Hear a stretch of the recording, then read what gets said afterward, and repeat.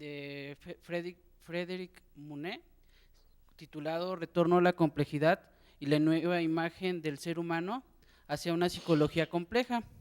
Empezando con el autor, se licenció en Derecho, hizo estudios también de Filosofía y Letras, hizo su doctorado en Filosofía y Letras, es profesor emérito de la Universidad de Barcelona y catedrático de Psicología Social en la Facultad de Psicología. Actualmente trabaja en una epistemología crítica del comportamiento social basada en el pluralismo teórico y en la aplicación del paradigma de la complejidad, teoría del caos, fractales y lógica borrosa o difusa en las ciencias sociales. En el artículo hay una introducción en donde él se refiere a la simplicidad, él le llama simplicidad que se observa en la ciencia convencional, hablándose desde un punto de vista mecánico, lineal, reduccionista. Por tanto, él argumenta que este tipo de forma de acercarse a los sistemas vivos, a los sistemas de estudio, deja de lado muchas características que hacen complejos a los sistemas. Argumenta que en realidad los sistemas son complejos y que que se han tratado como modelos operativos empíricos teóricos. Dice que si la realidad es compleja, ¿por qué domina el paradigma de la simplicidad mecánica lineal? Si los sistemas biológicos y los sistemas de estudio nos están indicando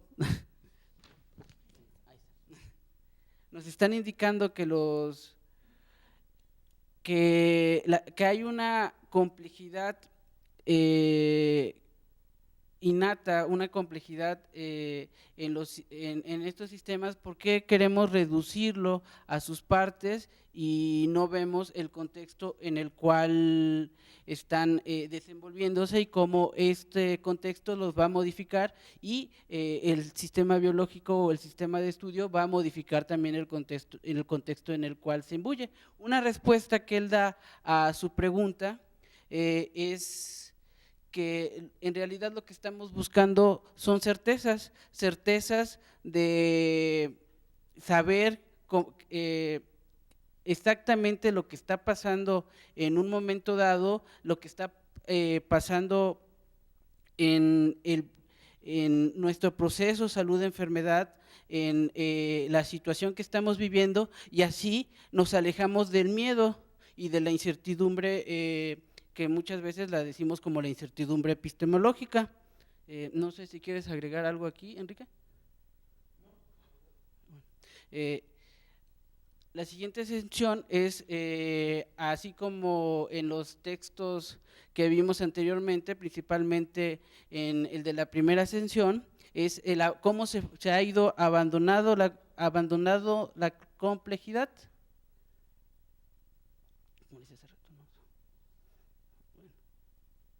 Perdón. Sí, mejor. Bueno, abandonando la complejidad, argumenta cómo en Grecia desde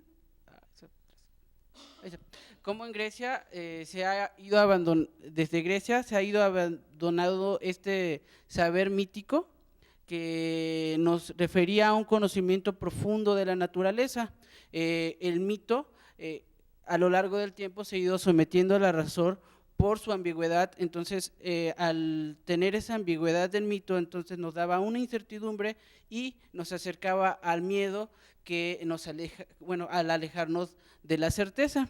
Esta ambigüedad es una contradicción, se volvió una contradicción sin complementariedad. En cuanto a la contradicción sin complementariedad, se vieron solo los polos de los procesos, de los fenómenos. Esto borró de alguna forma o hizo que se olvidara los intermedios y que además esos polos son complementarios, ya que si uno se olvida de un polo, entonces el otro deja de existir. Esto nos llevó hacia un pensamiento abstracto, racional y discursivo, el cual es desencarnado de lo que los procesos nos están diciendo. Al desencarnar este pensamiento, este tipo de conocimiento, nos alejamos de las emociones, de los sentimientos y de otras cosas que nos hacen vivir nuestros procesos.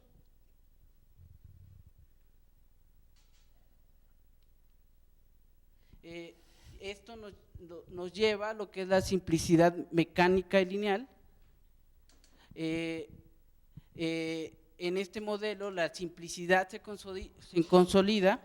La simplicidad es vista como la reducción del sistema. Es por eso que muchas veces en la biología molecular podemos se puede llegar a plantear una molécula como un conjunto de bolitas nada más unida por palitos. Algunos modeladores moleculares me podrán matar, pero muchas veces solamente con bolitas de unicel y palitos chinos podemos llegar a decir que eso es una molécula, cuando no es así. Es muchas zonas de incertidumbre donde están las partículas subatómicas, donde hay muchos otros procesos y muchas veces las llegan a reducir a bolitas y palitos. Aquí en la desnaturalización se intenta eliminar la ambigüedad, esta incertidumbre que tienen los procesos biológicos y los procesos sociales y muchos otros procesos, para llegar a la certeza de cómo va a actuar el sistema. Esa certeza nos va a poder, va a permitir idealmente saber cómo se va a comportar, es decir, predecir lo que va a acontecer en una causa-efecto lineal, lo cual en los sistemas complejos nos indican que no se puede, que simplemente no podemos saber esta causa y efecto lineal. Los atributos ideales que va a ser imputados a los sistemas de estudio desde un punto de vista mecánico lineal es que tienen que estar ordenados, tienen que ser perfectos y tienen que ser armoniosos. Ahí está la representación de cómo llegan a ver las moléculas con bolitas y palitos, con un orden adecuado, con perfectos, como cristales que no se mueven, y armoniosos, en una armonía estática, no en una armonía en movimiento. Profundizando un poco en el orden, la perfección y la armonicidad. Este orden, perfección y armonicidad quiere encuadrar los procesos, encuadrar a los sistemas con ciertas características en un arque que está fuera del saber mítico, ya que el arque en el saber mítico tiene muchas características, las cuales son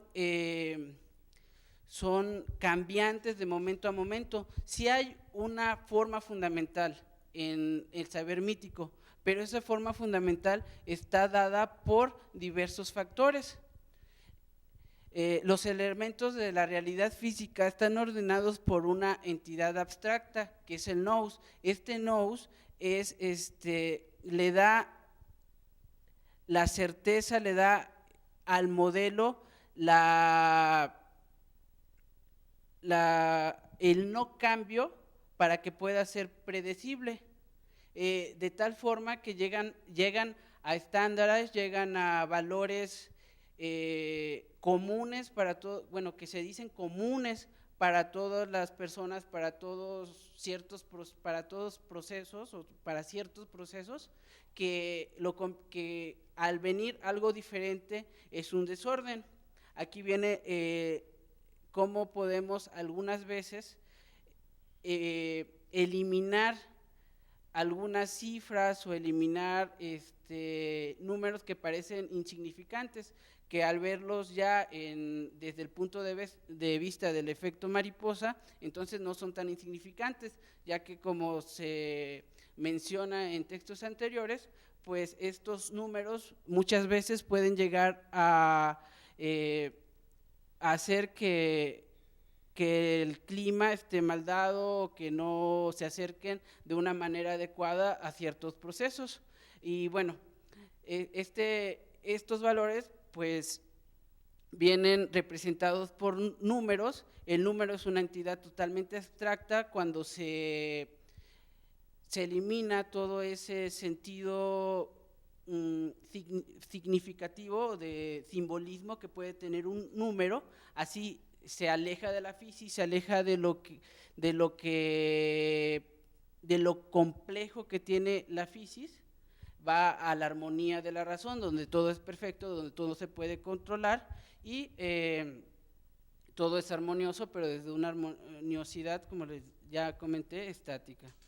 Y bueno, ahí con todo esto lo que se intenta es disminuir la ambigüedad, eliminar la contradicción y eliminar la incertidumbre. Después tenemos el desarrollo del conocimiento simplificador y algunos problemas. Nada más quería comentar que me parece muy importante, bueno, el trabajo de este hombre que evidentemente es un erudito, es un hombre con un conocimiento bastante profundo de las raíces, y yo la cosa que primero quería resaltar, que es muy significativo, de las raíces del pensamiento de la tradición griega. Y me llama mucho la atención, no sé si a ustedes les ha llamado la atención, porque en todo el mundo, pero en este caso en nuestra América, siempre nuestro referente prácticamente único es el sistema de conocimiento grecolatino. Es una pregunta que puede parecer absurda, pero es una pregunta diciendo, ¿cómo es posible que hemos llegado a tal grado, ¿no?, que nuestra propia reflexión solamente se puede referir al sistema de conocimiento grecolatino, cuando en estas tierras existieron sistemas completos de conocimiento que son ignorados por nuestra educación? Y por un lado. Y por otro lado, algo terrible, que es que los académicos, los profesionales, somos profundamente ignorantes de las raíces, ya no de nuestras raíces, de nuestros sistemas de conocimiento tradicionales, sino de las propias raíces del sistema de conocimiento que usamos, que es el de la tradición grecolatina. Es decir, que usamos esos procesos del pensamiento y no tenemos una reflexión elemental, ¿no? Y creo que este es el valor que nos puede dar este tipo de lecturas, que nos permiten darnos cuenta, más allá de que estén bien o mal, porque no es un problema de ver que estén bien o mal, sino de entender cuáles son los fundamentos de cómo pensamos lo que pensamos, cómo usamos nuestros procesos, nuestras categorías lógicas mentales para indagar el mundo. Y cómo, por ejemplo, la categoría del nous, o sea, cómo el logo, cómo la idea, en muchos casos, y eso no hay más que ver la historia de la ciencia, muchos casos en revistas científicas a lo largo de decenas de años, se han rechazado experiencias, experimentos, argumentaciones bajo el asunto de que no se corresponden con ciertas ideas. Es decir, eso lo que muestra es cómo utilizamos las categorías de las ideas como si fueran entidades que tuvieran valor per se más allá del mundo y de la diversidad, de la incertidumbre, de la complejidad, que es lo que ahorita nos está planteando Mune. Entonces, en ese sentido, nada más quería llamar la atención de que yo creo que es una premisa importante, como dice David Bohm, conocer cuáles son las reglas del sistema que utilizamos para pensar. Eso es como elemental. ¿Por qué? Más que todo, además, en este caso, en este seminario y en este mundo, en este siglo, en donde está haciendo aguas por todos lados y donde ya es inevitable darnos cuenta de que los sistemas no son la res extensa que nos planteaba Descartes, es decir, no es una maquinaria relojera, sino que es un proceso, un sistema complejo. ¿Cómo vamos a reconstruir nuestras categorías y nuestras formas de pensamiento para poder recibir a la complejidad y poder actuar en consecuencia con esa complejidad? Nada más quería hacer ese comentario. Y si gustas terminar con esta parte, Carlos. ¿Y hacia dónde nos lleva toda esta construcción del conocimiento? Hacia el descubrimiento de leyes. Las leyes van a ser inamovibles, van a ser dogmáticas, van a ser utilizadas para crear varias cosas, y una de las cuestiones que el autor deja ver es que muchas veces a los que les amputan las leyes no tienen en la mente hacer la ley, sino como Isaac Newton, ¿no? Como cuando estaba sentado abajo del árbol, le cayó la manzana, y lo que dice que más o menos pensó es, no, pues alguien o algo están haciendo reajustes matemáticos o reajustes como van pasando las cosas para que pasen de tal forma, y esos reajustes van en cuestión de muchas cosas. Posteriormente pone ejemplos de procesos, de fenómenos en la misma ciencia convencional que nos han orillado a decir, no, en los sistemas biológicos, en los sistemas vivos, en cualquier otro sistema de estudio, hay más complejidad de lo que podemos abordar desde este punto de vista. Entonces nos hemos dado cuenta, muchas personas se han dado cuenta, que la realidad es caótica y ordenada, que la variación es decisiva que hay variaciones decisivas a largo plazo, que hay atractores que van a llevar hacia ciertos estados, y que lo curioso es que un atractor nunca se va a repetir, puede ser parecido, pero nunca se va a repetir de la misma forma. Otra cuestión que resalta es que la realidad es irregular. Esto en la teoría de la complejidad lo podemos ver a través de la geometría fractal, donde hay procesos de iteración y ramificación. Hay constante repetición de una misma forma, y esa forma, o no solamente geométrica, sino también en procesos he observado, esa forma puede llevar hacia unos resultados totalmente inesperados. La realidad es borrosa o difusa. En inglés el término es fuzzy, y también es contradictoria. Con esto se hace hincapié en que nosotros, bueno, en la ciencia convencional se busca polarizar, o es blanco o es negro, pero se olvida de los tonos que hay en la zona intermedia, en esa zona difusa de grises, donde puede haber diferentes resultados, no solamente el blanco o el negro, puede haber un gris menos blanco o un blanco más negro, como se pueda ver.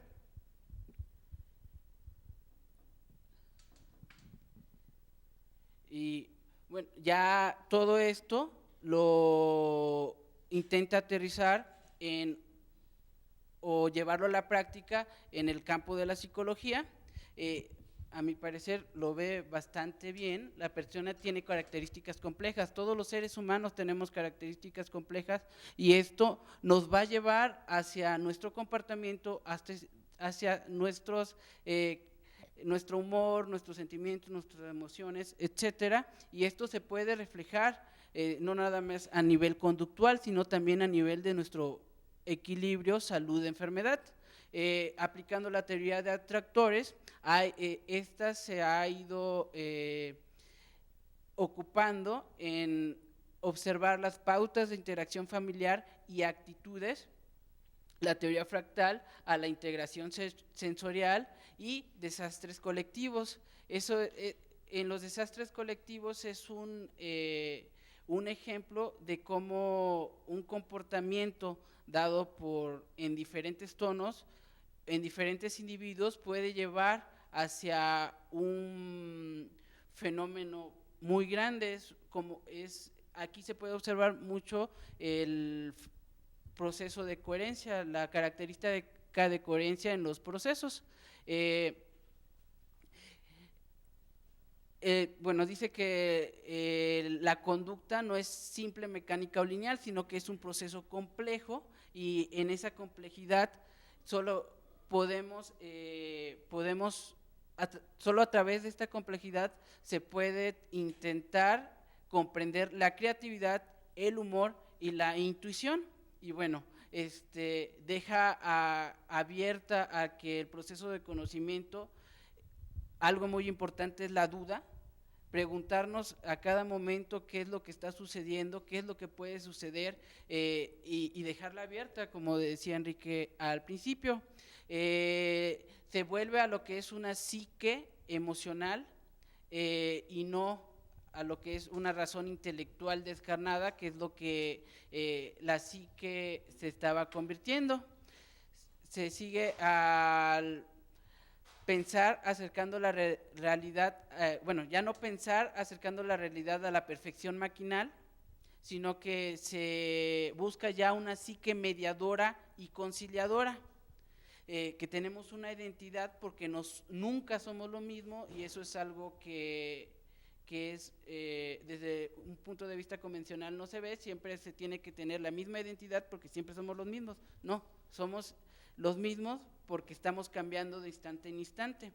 El comportamiento es determinado y libre al mismo tiempo, y la libertad es propia no nada más de las personas, sino también de cualquier otro sistema. Y eso es todo de la presentación. Bueno, dejamos ahí para el final, que nos recordemos. Bien, pues ahora sí que abrimos el conversatorio, ¿no?, en torno a esto. Más al ratito yo traigo un resumen o algunas nociones del otro artículo que es muy importante, pero pues yo creo que ahorita ya tenemos como bastantes elementos que pueden resultar útiles, ¿no?, para nuestro proceso reflexivo transformativo. Entonces, pues, ¿quién desea contribuir?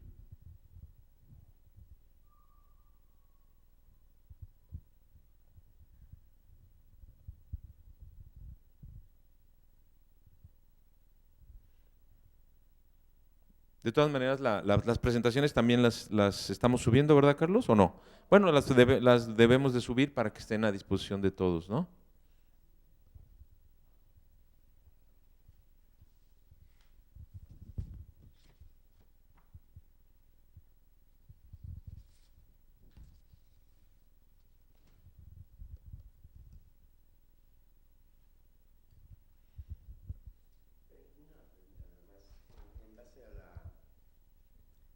Prácticamente, gracias. Lo último que acaba de manifestar ahorita Carlos, ¿verdad? Es en relación a esa fusión precisamente de lo blanco y de lo negro, y de ese intervalo de colores que se pueden incorporar o que se pueden dilucidar y decir, existe todavía atrás de ese blanco y de ese negro toda una esencia o una conciencia de… podríamos vincular un poco esto en el sentido de lo que los orientales tienen filosóficamente, la cosmovisión a través del yin y del yang, es decir, de que entre lo blanco existe lo negro y dentro de lo negro existe lo blanco, y que hay una interacción entre ambas cosas o ambas funciones o ambas energías de la instancia como se pueda considerar, pero que dentro de lo blanco existe lo negro y dentro de lo negro existe lo blanco. Y en esa instancia de esos dos pescaditos que están ahí en ese círculo moviéndose, está la interacción de esa difusión de colores de lo blanco hacia lo negro.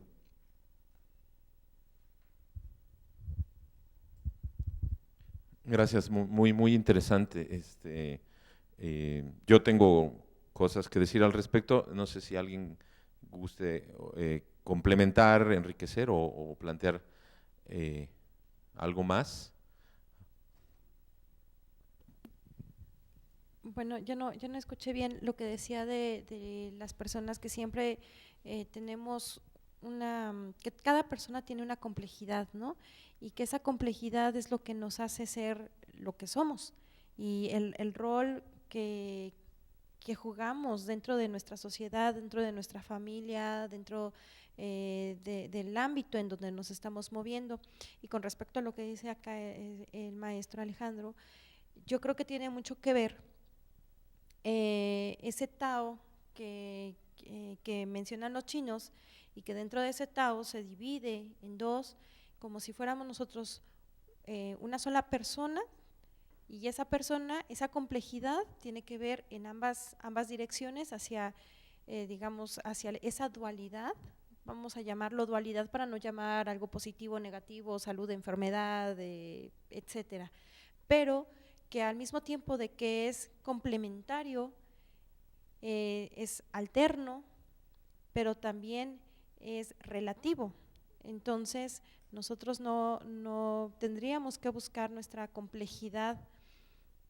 Se me viene a la mente la salud de enfermedad en cuanto a que si una persona se llama estar enferma, pero no sabemos si esa enfermedad tiene que ver con la misma salud en la que se está moviendo, ¿no? Sí, bueno, están introduciendo ya aspectos creo que muy importantes y quisiera primero profundizar un poco y luego llevarlo al terreno de la salud de enfermedad, ¿no? Que lo acabas de poner, que me parece muy importante.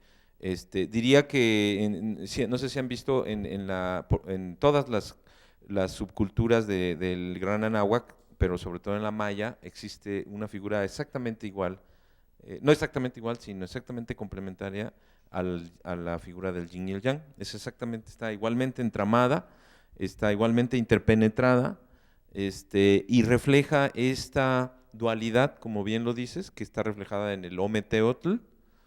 Ome quiere decir dos, dualidad, Teotl, principio generativo o ki, el equivalente al ki. Entonces, esto creo que en este nivel que estamos trabajando, que después lo vamos a aterrizar en otros niveles, es muy importante porque, como nos dice David Bohm, en la medida en la que empecemos a ser conscientes de nuestros procesos del pensamiento, de nuestros hábitos del pensamiento, vamos a poder liberarnos, ¿no?, de esta inconsciencia y poder, uno, hacer un uso más eficaz de nuestras categorías y abrirnos a nuevas categorías e inclusive a post, ante, pre y trans categorías o no categorización. En este sentido, por ejemplo, en el otro texto y en este también se aborda esta noción precisamente que tiene que ver con esto que mencionabas, de salud, enfermedad. O sea, ya está usted sano, ya puede irse, ¿verdad? Como si el estado de salud, de enfermedad sea un señor ahí indeseable que ya lo logramos sacar, extirpando la noción primero que platicábamos hace rato en nuestro seminario interior de que la enfermedad como la muerte es una de las grandes bendiciones del vivir. Esto puede parecer una aberración en términos de la experiencia que ha sido construida en los pacientes, ¿no?, que tienen que ser muy pacientes para esperar a que se vaya el señor indeseable. Pero cuando complejizamos y nos damos cuenta que uno está metido en el otro y el otro está metido en el uno, entonces la enfermedad es un proceso transformativo constante que está operando dentro de mi estado de salud.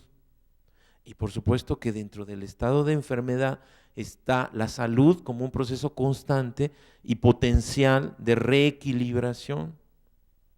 Entonces, sea la gripe, sea la artritis, sea el cáncer, cuando dejamos de ver esta constante interpenetración, dejamos de estar atentos a los procesos sistémicos y orgánicos que están codeterminando el equilibrio entre este proceso salud-enfermedad.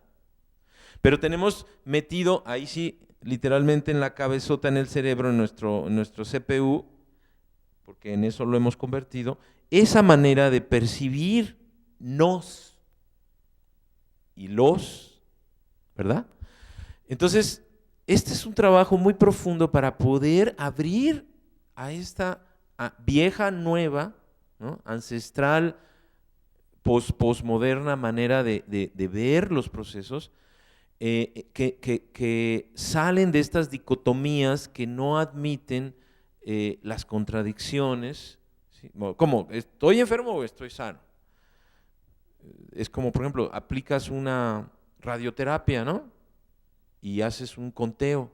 No, ya no tiene ninguna. Pero si en todo instante se están generando miles de células neoplásicas. Pero además,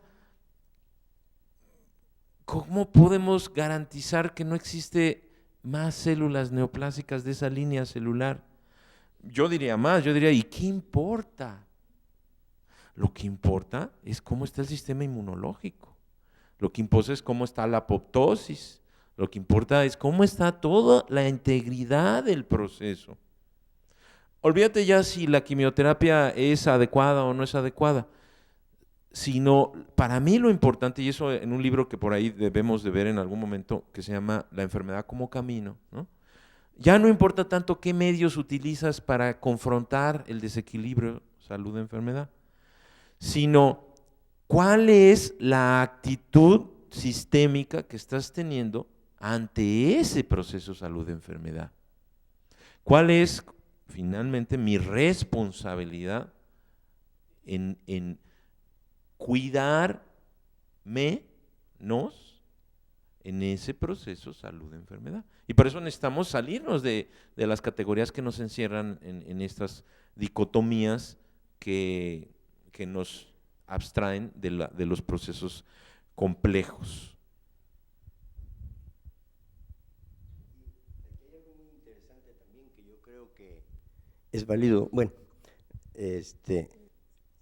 cuando se toca el tema precisamente de que estamos dentro de hace un momento que se dice que estamos dentro de una cultura o de un conocimiento abocado o invocado hacia la parte de lo latino y lo griego, y que hacemos un poco de lado precisamente la instancia de las culturas que nos anteceden, llamémosle prehispánicas o culturas más anteriores a lo prehispánico, en el caso de Latinoamérica.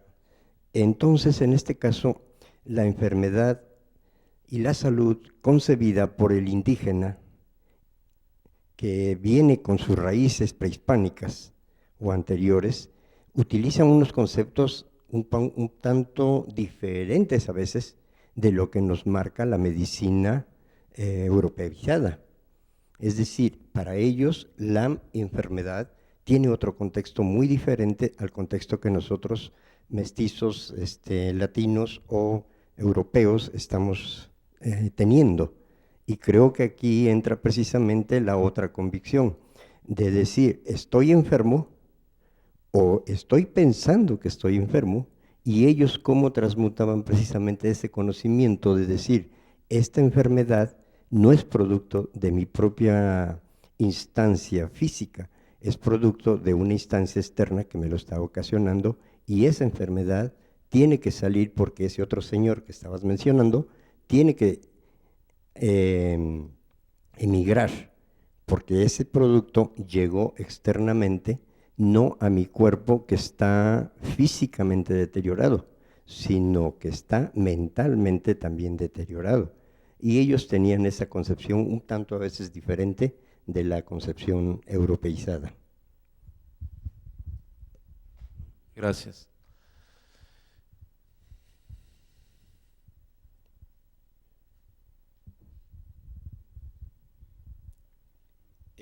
Cuando el tema principal era el abandono de la complejidad.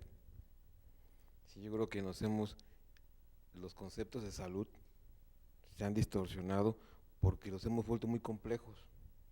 Hemos intentado entender nuestro organismo a la mayor profundidad.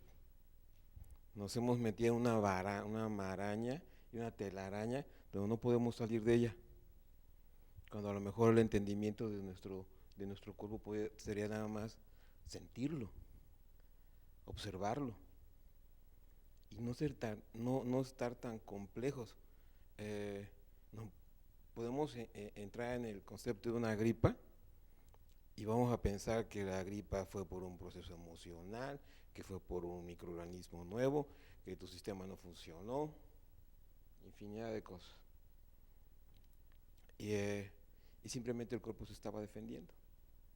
O simplemente el cuerpo demostró que estaba perfectamente bien para atacar un microorganismo que llegó y se defendió. Y lo eliminó.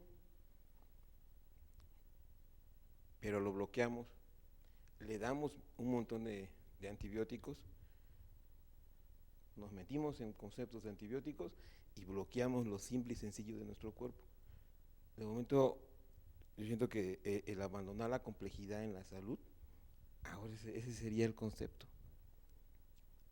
Tratar de ser algo más simple y más sencillo. Nuestro cuerpo nos habla. Sí, hace rato comentabas de mente y corazón.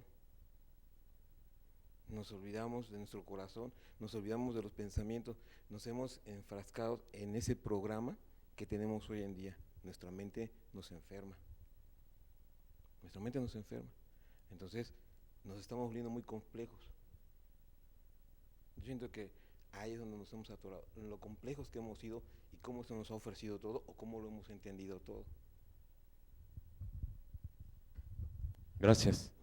Me gustaría introducir algo que Edgar Morán plantea, que para mí fue una iluminación muy grande hace varios años, en el sentido de la distinción que hace entre complejo y complicado. Digamos, el símbolo maya o el símbolo taoísta del yin yang, y de hecho así lo plantea Morán en una licencia que se da, que agradezco mucho, de no referirse a sistemas modernos, sino referirse a sistemas ancestrales para ejemplificar esto. La figura del yin yang es compleja y es lo más sencilla. De hecho, quienes han estudiado un poquito la medicina tradicional o el taoísmo, yo no he estudiado tanto la medicina tradicional como el taoísmo, sabemos que todo el universo está en esa figura. Puedes generar todas las cualidades de los trigramas y todo de ahí, del yin y el yang. Y eso es complejo. Para mí, o para Morán, lo que tú estabas planteando es lo complicado. Lo complicado es muchos elementos desordenados, desconectados, incoherentes, trompicándose, jalando cada uno para su lado, ¿verdad?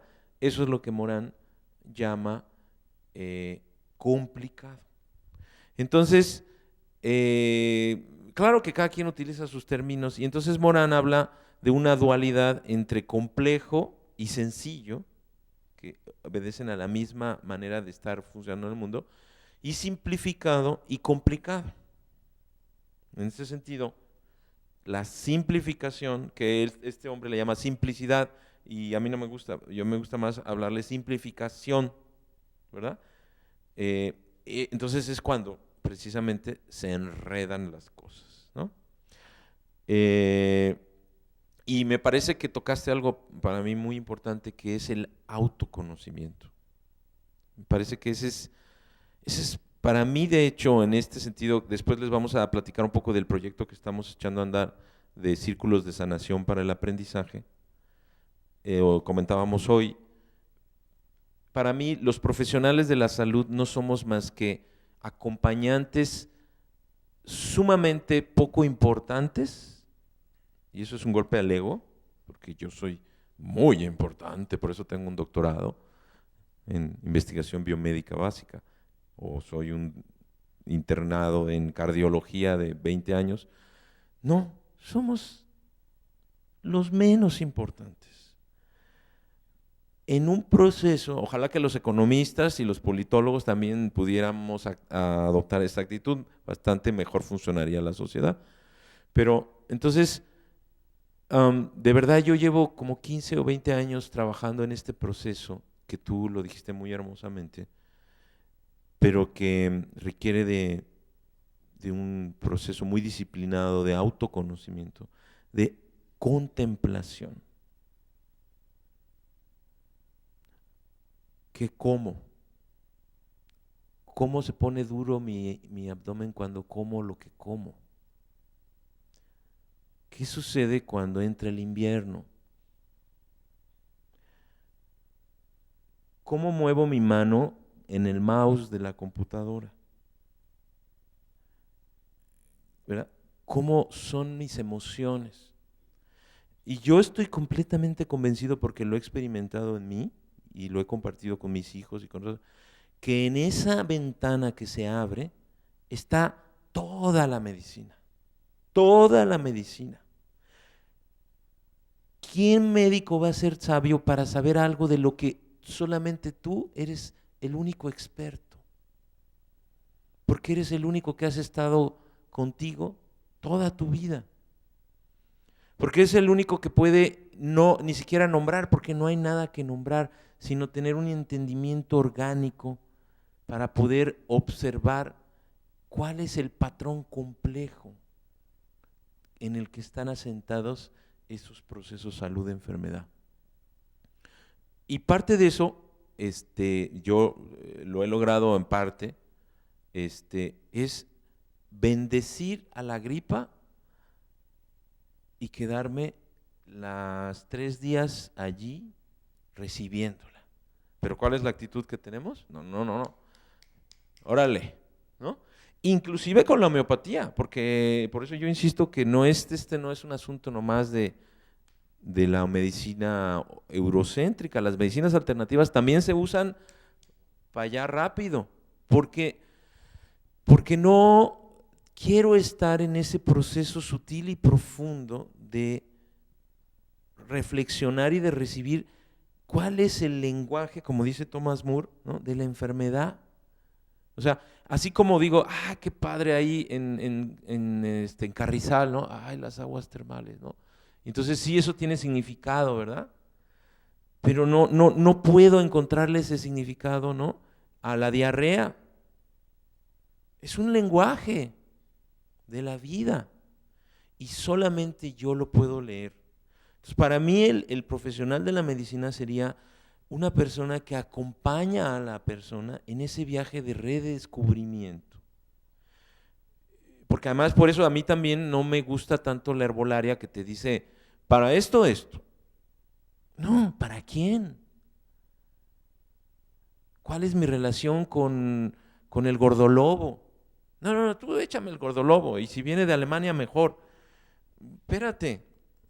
Entonces, claro que yo sé que estamos hablando de un proceso, estamos hablando de una sociedad que está intoxicada de medicamentos y de personas que su única reacción es, ¿no? Pues vas ahí por las farmacias similares y todo y ves ofertas. ¿Cómo pueden haber ofertas de medicamentos, no?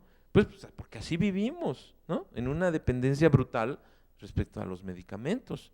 Entonces, pero creo que los que estamos acá somos profesionales de la salud, que estamos intentando un proceso de crecimiento, de transformación, para poder contribuir en un proceso educativo, formativo, primero a nosotros, como decíamos ayer en la mañana, ¿no? O sea, pues tratar de ser primero yo, o sea, porque es muy fácil ver la paja en el ojo ajeno, y luego poder tener la posibilidad de acompañar y co-crear estos procesos reflexivos. Y por eso lo que queremos, quizás la próxima vez ya lo formalizamos bien, Carlos, queremos proponerles que iniciemos un proceso de autoconocimiento en una historia de nuestras enfermedades. O sea, para no caer en el rollo de pues bien padre el artículo, pero yo, ¿dónde estoy? ¿Verdad? O sea, ¿dónde, cómo, cuál es mi historia de mis enfermedades? Para poder acompañar ese proceso y que podamos cada uno tener nuestra libretita y a lo largo de los meses ir construyendo este proceso de autoconocimiento.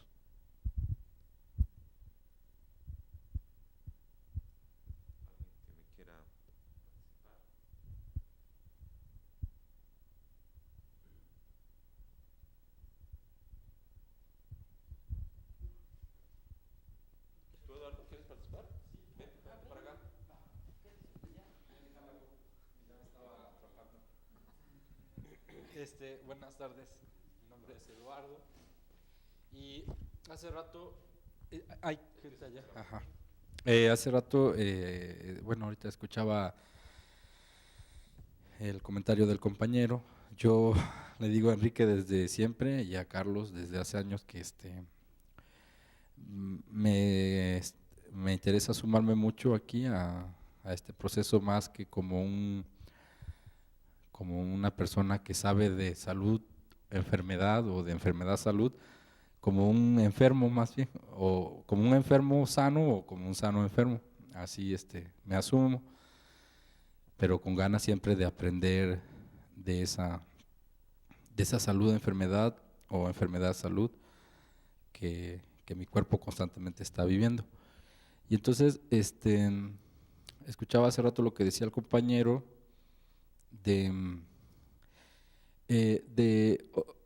quisiera no ser analítico, tan racional, sino más bien emocional, de que últimamente yo he pensado y sentido que la sociedad llegamos a enfermarnos tanto, fisiológicamente, ya estamos tan enfermos y que ahorita como que la nueva tendencia es que pues todos estos procesos alternativos de sanarse, ¿no? O sea, como que la tendencia está llegando de esta medicina alternativa. Entonces, yo, a mí me gusta mucho a veces en mi cuerpo, o más bien, como dice un amigo, en yo cuerpo, tratar de comprender determinada enfermedad desde un punto de vista holístico o sistémico, o sea, interconectado, de ver cómo están mis emociones, mis corajes, mis neurosis y todo eso. Pero siento que a veces, yo sin saber, una gripe pues te llega por asuntos muy concretos, o sea, muy de cierta manera hasta artificiales o pragmáticos, o sea, no sé. Es decir, lo que estoy tratando de poner en la mesa es como el equilibrio entre de irnos de una medicina racionalista y fragmentada que vea nuestro cuerpo como eso, como una máquina, a una medicina, a un proceso de medicina que todo también se lo intente explicar y comprender desde un punto de vista pues sistémico, ¿no? Mi personalidad más bien tiende a como recuperar de estas dos fuentes, ¿qué nos puede? Porque seguramente la medicina alópata tiene aspectos que son relevantes, ¿no? Yo creo. No estoy diciendo que se intente invisibilizar esa parte, pero lo que estoy tratando de resaltar es ese equilibrio que puede haber entre esas dos medicinas o entre esas dos maneras de concebir la medicina. Eso es un poquito, o sea, y el ejemplo de la gripa es uno, o sea, yo creo que hay momentos en que a lo mejor al cáncer venido de un proceso muy integral o lo que sea o no, pues no sé, a lo mejor un proceso alopático lo cura y ya, o sea, simplemente, bueno, es mi ignorancia, ¿no? Desde ahí es donde platico esto. Gracias.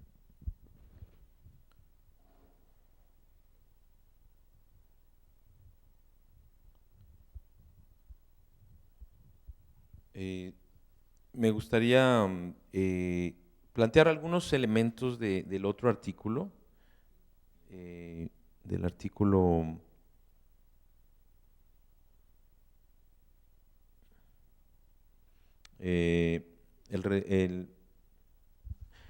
No, es el otro. Bueno, del otro artículo, ¿cómo se llama el otro, Carlos? Ajá, el de epistemología y medicina compleja, ¿no? Me parece un artículo muy interesante.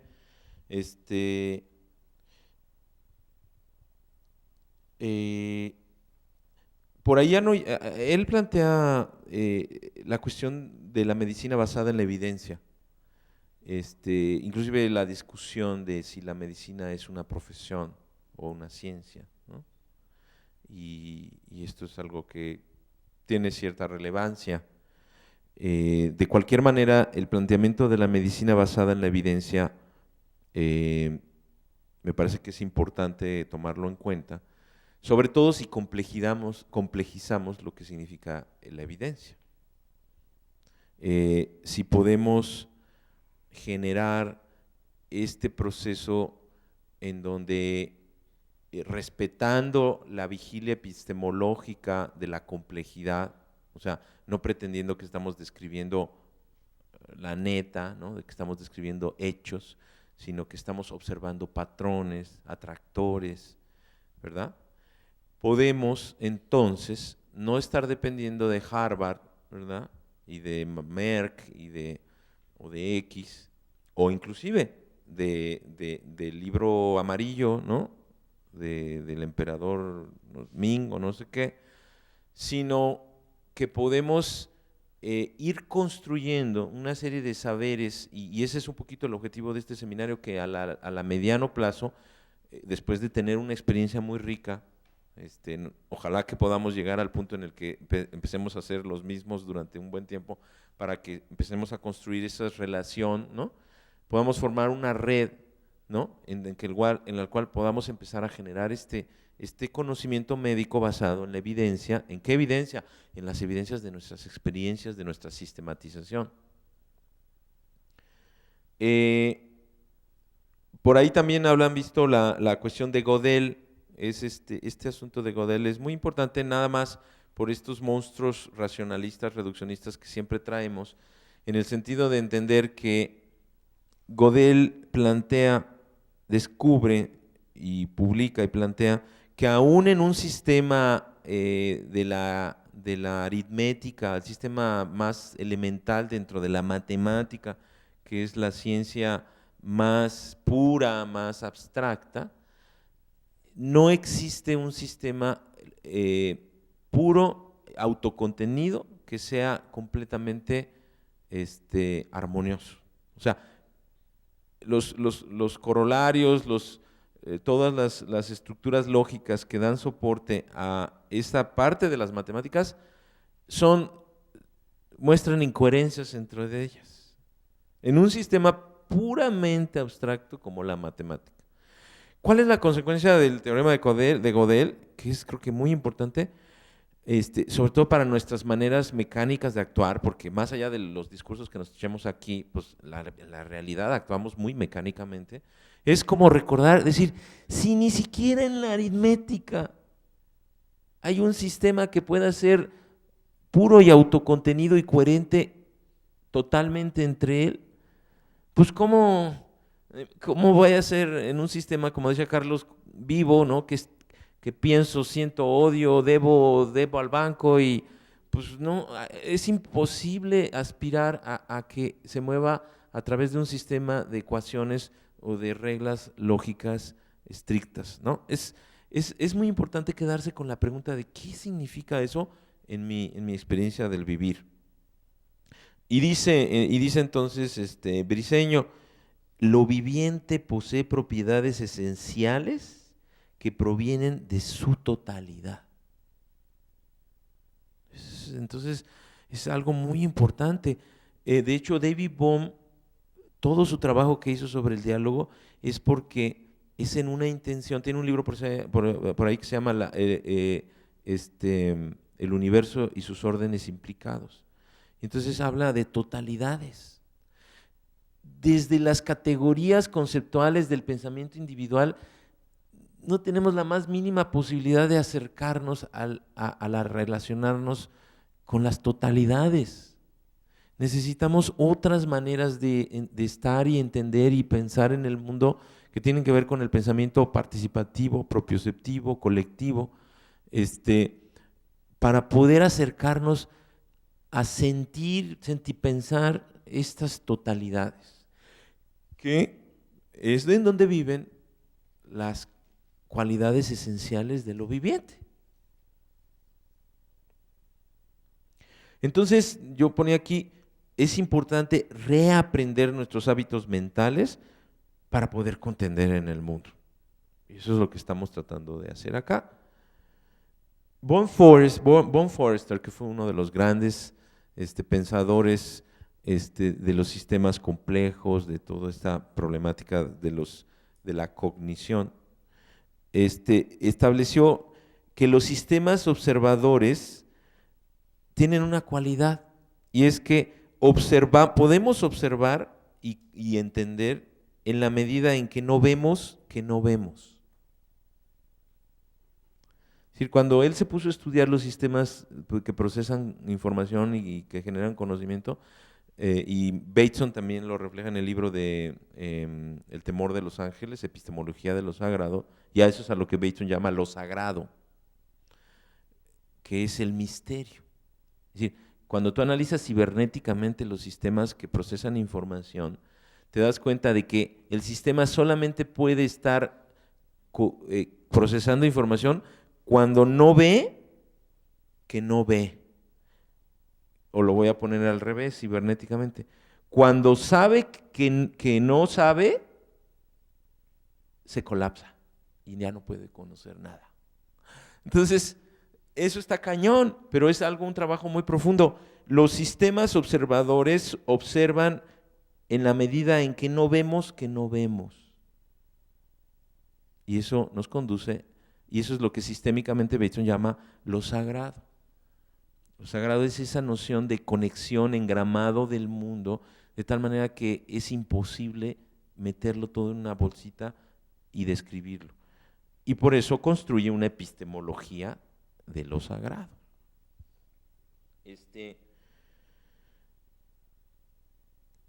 ¿Cómo estas herramientas, cómo estas herramientas epistemológicas nos pueden servir para actuar en el vivir de una manera compleja en ese sentido que estoy diciendo, ¿sí? Sencilla y sustentable, porque pues si no, sí está chido estar aquí, pero pues pues cómo lo llevamos al mundo, por lo menos en nuestras maneras de pensar. Porque muchas veces leemos a Prigonine y leemos y decimos, bueno, pero ¿y todo eso cómo? ¿No? Entonces, bueno, por ejemplo, el caos creativo, o sea, poder incorporar el caos creativo. Bueno, ¿qué caos creativo? Bueno, pues cuando la niña de Eduardo o la mía tienen 39, ese es su caos creativo. Pero en la medida en que lo veo como un desorden anárquico, que solamente va a llevar, pues ¿cuál va a ser mi respuesta? Pues bajarle ¿no? ¿Por qué? Pues porque no puedo contender con ese caos creativo.